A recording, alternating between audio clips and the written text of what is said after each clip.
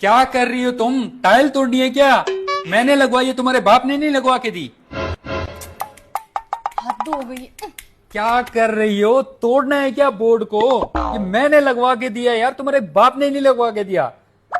अब तू गया बेटा, अब तू गया, देख तेरी औकात मैं दिखाता हूँ तुझे। बहुत गर्मी हो रही है। रिमोट कहाँ है यार? रिमोट तो एसी चलाऊं। खबरदार, सोचना भी नहीं एसी चलाने का, रिमोट को हाथ भी ना लगाना। मेरे बाप ने लेके दिए, आपका नहीं है एसी, आई समझ। एसी चला दो। खबरदार, सोचना भी नहीं इस सोफे पे बैठने का। ये मेरे बाप ने लेके दिया, आपका नहीं है।